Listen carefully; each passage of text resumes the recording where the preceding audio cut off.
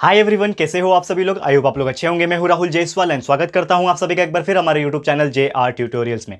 Friends, आज again आपके सामने एक मोस्ट इंपॉर्टेंट फिजिक्स का लेक्चर वीडियो लेकर आ गया हूं दोस्तों, जिसमें हम पढ़ने वाले हमारे 11th स्टैंडर्ड के लिए फिजिक्स सब्जेक्ट का जो हमारा चैप्टर चल रहा था फ्रेंड्स, जिसका नाम है चैप्टर नंबर 5 ग्रेविटेशन। आज हम इस पर्टिकुलर चैप्टर का आपके लिए लेक्चर नंबर 8 हम लेकर आ गए हैं, जो कि अगेन एक बहुत ही इंपॉर्टेंट लेक्चर वीडियो होने वाला है। तो दोस्तों, जैसे कि आपको पता है कि इसके पहले जस्ट हमारा जो टॉपिक था हमारा अर्थ का ग्रेविटेशन पोटेंशियल, वो हमने कवर किया था एंड साथ ही में हमने स्टार्ट किया था एक टॉपिक जिसका नाम था सैटेलाइट्स, कि सैटेलाइट्स क्या होता है, कैसे हम लोग लॉन्च करते हैं वगैरह वगैरह, हमने आपको चीज बताया था। लेकिन इसमें सबसे इंपॉर्टेंट चीज पढ़ना है, लॉन्च कैसे होता है, यानी कि उसका प्रोजेक्शन कैसे होता है सैटेलाइट का, जिसका नाम है सैटेलाइट प्रोजेक्शन।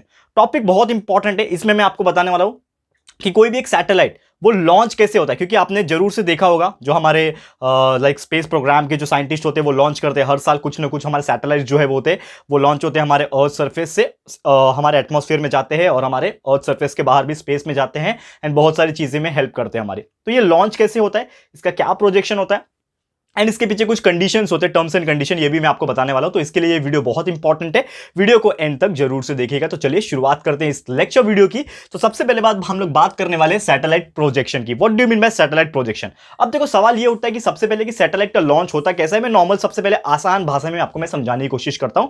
लेट्स सपोज, आपको एक चीज ध्यान में रखना है कि जो आपका सैटेलाइट जो होता है, यानी कि जो आपका एक सैटेलाइट होता है वो 2 स्टेज में लॉन्च होता है। ऑलवेज याद रखना कि आपका जो सैटेलाइट है एक स्टेज वाला भी सैटेलाइट होता है, लेकिन ज्यादातर जो सैटेलाइट लॉन्च करने के लिए हम जो यूज करते हैं आर्टिफिशियल सैटेलाइट की बात करें, हमेशा हमेशा याद रखना कि जब भी हम लोग कोई भी आर्टिफिशियल सैटेलाइट की बात करते हैं तो वो 2 स्टेज के अंदर लॉन्च होता है, यानी कि 2 स्टेज के अंदर एक तरीके से प्रोजेक्ट किया जाता है। ठीक है।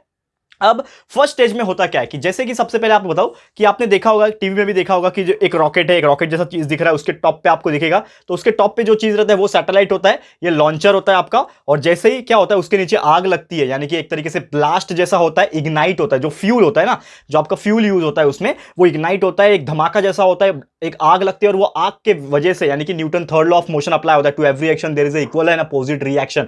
तो अप्लाई होने की वजह से ये जो हमारा रॉकेट जो है वो ऊपर की तरफ धीरे धीरे बढ़ना शुरू होता है। तो ये आपने देखा होगा, टीवी में भी देखा होगा, बहुत सारे कार्टून में भी दिखाया गया है एंड रियल में कुछ मूवीज भी बनी है इसके ऊपर, ये आपने देखा होगा जरूर से। ठीक है दोस्तों, तो आपने जरूर देखा होगा। तो पहले स्टेज में क्या हो रहा है कि आपका जो रॉकेट है वो धीरे धीरे लॉन्च हो रहा है एंड बिकॉज ऑफ दैट वो स्पीड उसको मिल गया है एंड वो स्पीड की वजह से क्या हो रहा है, एक तरीके से वो हमारे एटमॉस्फेयर तक चला गया। ठीक है, ये चीज याद रखना आपको। एंड धीरे धीरे वो क्या हो रहा है, वर्टिकली ऊपर की तरफ जाने लग रहा है। तो जैसे ही वो हमारा ऊपर की तरफ जा रहा है, तो मैं आपको सबसे पहले इसका नॉर्मल शेड्यूल एक्सप्लेन कर लेता हूं एंड नॉर्मल शेड्यूल के बाद उसके बाद हम लोग अंदर की टर्मिनोलॉजी के ऊपर बात करेंगे। तो नॉर्मली क्या हुआ, 2 स्टेज में जो जैसे मैंने बोला क्या हो रहा है, नॉर्मली सबसे पहले आग लग गई इसके अंदर, ये आग लग के ऊपर ऊपर ऊपर ऊपर जा रही है एंड एक बार एक पर्टिकुलर हाइट तक पहुंचने के बाद, अब अंदर क्या होता है वो मैं बताऊंगा बाद में, लेकिन ये पहले बेसिक चीज सीख लो, 2 स्टेज कैसे हो रहा है। तो पहले स्टेज में क्या हो गया, आग लग गया, अंदर ब्लास्ट हो गया, जिसकी वजह से वो एक वर्टिकल हाइट तक चला गया। एक वर्टिकल हाइट तक जाने के लिए क्या होता है, एक स्टेज जो है इसका सेपरेट हो जाता है। एक स्टेज जो होता है उसका, यहां पे क्या हो गया, समझ लो ये मेरा सैटेलाइट है, ये क्या है मेरा, ये लॉन्चर है, रॉकेट आपका सैटेलाइट लेके जा रहा है, ये सिर्फ सैटेलाइट है, इतना ही पार्ट का खाली काम है हम लोग को, और ये सिर्फ पहुंचाने के लिए। तो जैसे एक उस हाइट तक पहुंच गया, ये क्या हो जाएगा, उससे डिटैच हो जाएगा, अलग हो जाएगा। कैसे डिटैच होता है, रिमोट कंट्रोल से सीधा ऑपरेट होता है। यहाँ पे आपको पता ही हो, जो हेडक्वार्टर्स होते हैं, जो जहां पे ये सब काम होता है, साइंटिस्ट लोग बैठे रहते हैं, आपने देखा होगा मूवीज वगैरह में, तो वहां से वो लोग कुछ बटन एक्टिवेट करते हैं, लॉन्च का डिटैच कर देते हैं, और ये डिटैच होने के बाद, ये डिटैच जैसे हो जाएगा, ये क्या हो जाएगा, ये आपका कहीं पे जमीन पे आके गिर जाएगा वापस से, एंड ये जो होता है वो आसमान की तरफ चले जाएगा। और एक बार हमारे अर्थ के ग्रेविटी से बाहर निकल गया तो उसको अपना स्पीड मिल जाता है, वो अपने अर्थ के चक्कर काटता रहता है। तो ये 2 तरीके से हुआ, यानी कि 2 स्टेज में हुआ। इसके लिए आपको याद रखना है कि आर्टिफिशियल सैटेलाइट जो होते हैं वो 2 स्टेज में वर्क करते हैं। अब मैं यहां पे बारीकी से बताऊंगा कि वो दोनों स्टेज में एग्जैक्टली क्या हुआ। तो सबसे पहले स्टेज में आपने समझा कि यहां पे एक तरीके से जो हमारा ब्लास्ट होने के बाद वो एनर्जी की वजह से, स्पीड की वजह से ऊपर जाया।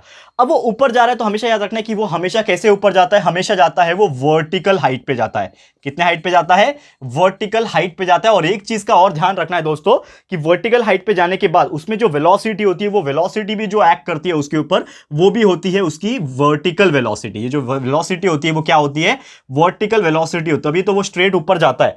वेलोसिटी वर्टिकल होनी चाहिए। तो वर्टिकल वेलोसिटी जो होती है, अगर एक चीज आपको याद रखना है, ठीक है, तो समझ लो कि हमारा जो ये था, क्या बोलते हैं इसको, रॉकेट जो था, अगर इसकी स्पीड कम होगी, यानी कि जो हमारा वर्टिकल वेलोसिटी जो इसके पास है, अगर उसकी स्पीड कम रहेगी हमारे एस्केप वेलोसिटी से, तो ये एक चीज याद रखना है कि whenever our velocity of that is horizontal velocity आपका जो है, सॉरी वर्टिकल वेलोसिटी, ठीक है, आपका जो वर्टिकल वेलोसिटी है वो अगर कम है, यानी कि लेस है, किससे कम है, आपके एस्केप वेलोसिटी वीई से। तो हमेशा याद रखना कि जब मेरा रॉकेट उड़ रहा था, ठीक है, तो जब मेरा रॉकेट उड़ रहा था तो जैसे ही मैं ऊपर इसको भेजा, तो अगर इसकी वेलोसिटी कम है, ये समझ लो ये क्या है, मेरा एक अर्थ का सरफेस है, एक अर्थ का सरफेस है, समझ लो।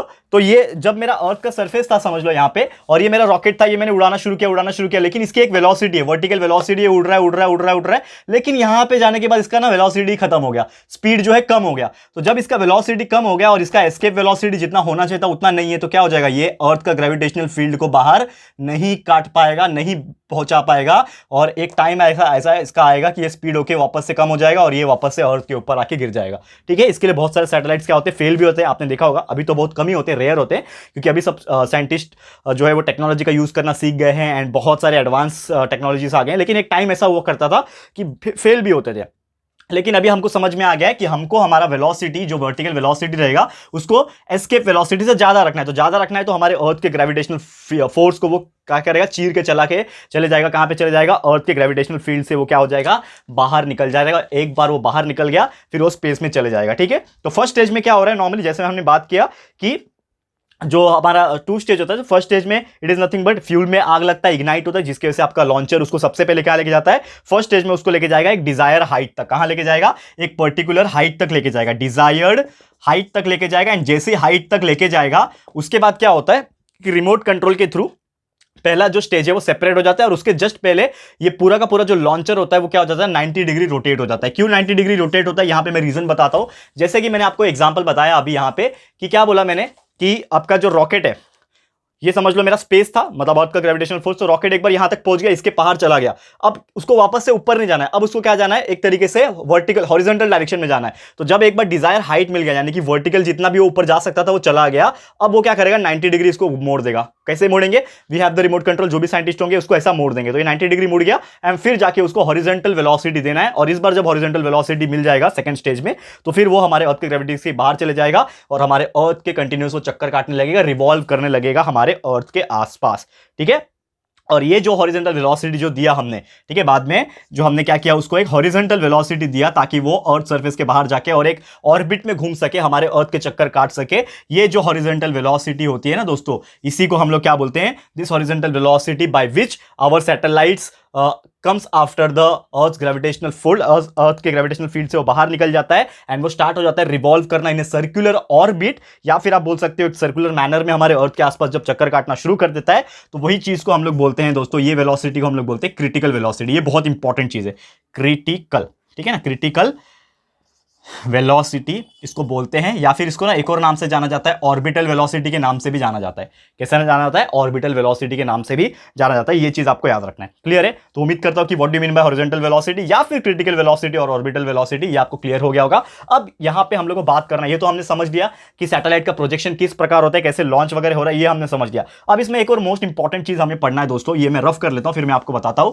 इसमें हम लोग को पढ़ना है कि सैटेलाइट लॉन्च तो हो रहा है, लेकिन इसमें भी ना बहुत सारे कैटेगरीज आते हैं, यानी कि जो आपका सैटेलाइट है वो अलग अलग पाथ को चूज करते हैं। अब रास्ता तो एक है नहीं ना, कि रोड तो बना नहीं हुआ है वहां पे कि अगर मुझे जाना है यहां से मार्केट, तो मार्केट जाने के लिए सीधा जाके राइट टर्न लेना है, फिर लेफ्ट टर्न लेना है। लेट्स सपोज एग्जांपल के तौर पे बता रहा हूं, तो यहां पे कोई फिक्स जो पाथ है वो डिसाइड नहीं है, क्योंकि स्पेस है, कहीं पे भी जा सकता है। तो वो जो रास्ता चूज करेगा, जो पाथ चूज करेगा ना, ये अलग अलग पाथ को चूज करता है, जिसके मैंने यहाँ पे डायग्राम बनाया हुआ है, एक तरीके से आप देख सकते हो यहाँ पे। तो ये अलग अलग पाथ है, वो कौन कौन से पाथ हो सकते हैं और उसके पीछे क्या कंडीशन रहने वाला है वो पाथ का, यहाँ पे मैं सबसे पहले बताने वाला हूँ। तो फर्स्ट केस दैट इज हम लोग बोल सकते हैं कि सैटेलाइट जो है बहुत सारे डिफरेंट डिफरेंट पाथ चूज करते हैं। तो उसमें से सबसे पहला जो पाथ होता है, केस नंबर 1 की मैं बात करूंगा, तो केस नंबर 1 में ये होता है कि जब हमारा हॉरिजॉन्टल वेलोसिटी जो होता है अगर कम रहेगा क्रिटिकल वेलोसिटी से, that is VH is less than VC जब रहेगा, तो क्या होता है कि whenever the horizontal velocity is less, जो आपका हॉरिजॉन्टल वेलोसिटी आप दे रहे थे, तो वो अगर वेलोसिटी हॉरिजॉन्टल वेलोसिटी का हमारे क्रिटिकल वेलोसिटी जो था उससे अगर कम होता है, तो क्या हो जाएगा, जो ऑर्बिट है ना वो एलिप्स में चले जाएगा और उसका पॉइंट ऑफ प्रोजेक्शन जो रहेगा वो एपोजी पे रहेगा। यानी एपोजी क्या होता है, सबसे फारदेस्ट डिस्टेंस, सबसे दूर वाला distance, farthest distance from earth surface, जिसको हम लोग क्या बोलते हैं, एपोजी बोलते हैं।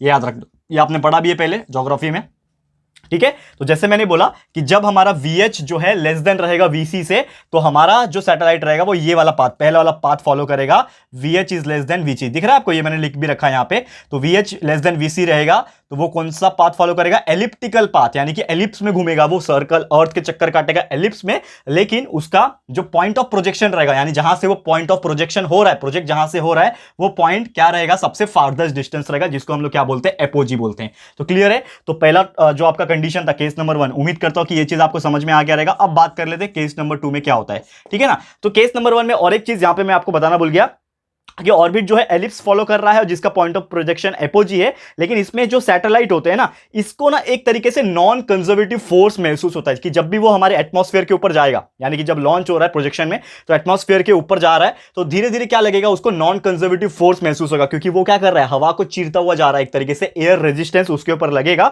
और कभी कभी ऐसा होता है कि वो एयर रेजिस्टेंस की वजह से जो एनर्जी जो लग रही थी उसको जाने में, वो लॉस हो जाती है पूरी की पूरी। लॉस ऑफ एनर्जी के होने की वजह से कभी कभी जो सैटेलाइट है वो वापस से अर्थ के ऊपर गिर जाता है, डाउन हो जाता है, मतलब एक तरीके से नुकसान हो सकता है। तो ये था हमारा पहला कंडीशन, जिसमें हमारा हॉरिजॉन्टल वेलोसिटी अगर कम रहेगा, क्रिटिकल वेलोसिटी जो कि होना नहीं चाहिए लेकिन वो होता है, तो हमारा ये पॉइंट ऑफ प्रोजेक्शन वाला पाथ, ये वाला फर्स्ट वाला पाथ फॉलो करता है। सेकंड केस ये है हमारा, जिसमें आपका जो हॉरिजॉन्टल वेलोसिटी है जो वो इक्वल रहेगा हमारे क्रिटिकल वेलोसिटी। तो whenever horizontal velocity is equal to critical velocity, तो इसमें क्या होता है कि सैटेलाइट जो होगा वो आराम से अर्थ का ग्रेविटेशनल फोर्स पार कर पाएगा, और इसमें जो आपका पाथ फॉलो करेगा वो एक सर्कुलर मोशन में फॉलो करेगा। दिख रहा है आपको, मैंने सेकंड वाला ये वाला लाइन, इसके बाद वाला लाइन ये वाला, ये पूरा एक सर्कल में घूम रहा है, दिख रहा है, ये सर्कल में घूम रहा है। इसमें कोई भी परेशानी नहीं होगी कि जब हमारा horizontal velocity critical velocity same ही है, तो आराम से वो एलिप्टिकल पाथ नहीं फॉलो करेगा, आराम से सर्कुलर पाथ फॉलो करेगा, और वो घूमता रहेगा हमारे अर्थ के आसपास जो है चक्कर काटता रहेगा बहुत ही आसानी से, और जिसमें आपका बहुत ही स्टेबल सर्कुलर ऑर्बिट उसको मिलता है, एकदम स्टेबली वो घूमता रहेगा। ठीक है, तो ये था हमारा second condition.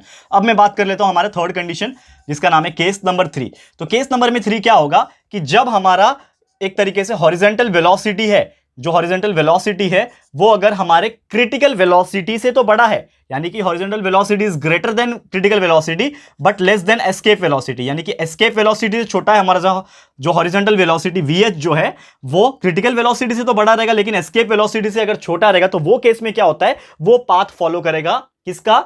Point of projection, वो एलिप्टिकल पाथ फॉलो करेगा, लेकिन एलिप्टिकल पाथ फॉलो करने के साथ साथ वो क्या करेगा, उसका जो पॉइंट ऑफ प्रोजेक्शन रहेगा वो पेरिजी पे आएगा, and पेरिजी is the one of the closest distance from the अर्थ, यानी कि ये वाला तीसरा वाला पाथ, 1 2 3 तीसरा वाला पाथ दिख रहा है, ये वाला पाथ फॉलो करेगा, जो कि एक एलिप्टिकल दिख रहा है। ये सर्कुलर आपको थोड़ा बहुत दिख रहा होगा क्योंकि बोर्ड का अरेंजमेंट इस तरह है, लेकिन ये थोड़ा सा एलिप्स में आता है, ठीक है, लंबा और जाएगा, एलिप्टिकल पाथ फॉलो करेगा, जिसमें जो पॉइंट ऑफ प्रोजेक्शन रहेगा वो एज ए पेरिजी काम करेगा। ठीक है ना, उसमें कैसा काम करेगा दोस्तों, वो पेरिजी जैसा, यहां पे मैं लिख के दिखाता हूं, वो काम करेगा पेरिजी जैसा। और पेरिजी क्या होता है? Closest distance from the earth, closest from earth, ठीक है ना, इतना डिस्टेंस फॉलो करेगा। उम्मीद करता हूं आपको नजर आ रहा होगा वो चीज, पेरिजी।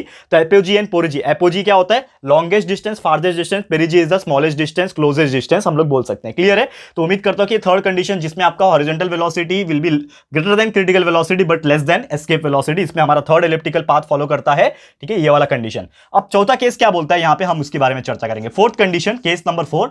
तो केस नंबर 4 में क्या होता है कि जब हमारा हॉरिजॉन्टल वेलोसिटी और एस्केप वेलोसिटी का वैल्यू ही सेम हो जाए, यानी कि whenever horizontal velocity will be equal to our escape velocity, तो वो केस में क्या होता है, एस्केप वेलोसिटी के हॉरिजॉन्टल वेलोसिटी इक्वल हो जाएगा। तो ये केस में सैटेलाइट जो होता है ना, वो एक पैराबोलिक पाथ फॉलो करता है। दिस वन पाथ, ये दिख रहा है आपको, ये वाला रेड वाला मैंने दिखाया पहला वाला, तो एक पैराबोलिक पाथ जो है वो फॉलो करता है, एंड कभी भी वो अपने पॉइंट ऑफ प्रोजेक्शन में नहीं आएगा, क्योंकि पैराबोला हो गया, यानी कि वो एक अलग ही पाथ में चला गया, पैराबोलिक पाथ में चला गया। तो जब वो पैराबोलिक पाथ में चला जाएगा तो घूम के कभी भी वो पॉइंट ऑफ प्रोजेक्शन जहां से वो स्टार्ट होता है वहां पे वो ओरिजिनल पोजीशन पे नहीं आ पाएगा, क्योंकि वो अपना रास्ता भटक जाएगा, तो पैराबोलिक पाथ में चला जाएगा। तो हॉरिजॉन्टल वेलोसिटी अगर एस्केप वेलोसिटी के बराबर है तो it follows the parabolic path. And last but not the least, यहाँ पे जो पांचवा कंडीशन रहेगा, केस नंबर 5, इसमें हम लोग को देखना है कि जब हमारा हॉरिजॉन्टल वेलोसिटी जो रहेगा अगर हमारे एस्केप वेलोसिटी से बड़ा रहेगा, ठीक है, हॉरिजॉन्टल वेलोसिटी जब हमारा एस्केप वेलोसिटी से बड़ा रहेगा, तो ये कंडीशन में क्या होता है कि जो सैटेलाइट होता है वो हमारे अर्थ के ग्रेविटेशनल फोर्स, क्योंकि ऑब्वियसली जब एस्केप वेलोसिटी से बड़ा रहेगा तो ही तो हमारे अर्थ के ग्रेविटी को पार करेगा ना, अगर कम रहेगा तो नहीं पार कर पाएगा। ठीक है, तो जब बड़ा रहेगा हमारा हॉरिजॉन्टल वेलोसिटी एस्केप वेलोसिटी से, तो हमारा अर्थ का जो ग्रेविटेशनल इन्फ्लुएंस का फील्ड जो है उसको वो पार कर देगा और एक हाइपरबोला पाथ को फॉलो कर लेगा। और ये रहा आपका हाइपरबोला पाथ। तो हाइपरबोला पाथ फॉलो करेगा एंड वो कंटिन्यूअसली रोटेट होता रहेगा उसके अकॉर्डिंगली। तो ये था हमारे दोस्तों टोटल 5 कंडीशन। दोस्तों उम्मीद करता हूं कि ये चीज आपको बहुत ही अच्छे से समझ में आया होगा दोस्तों।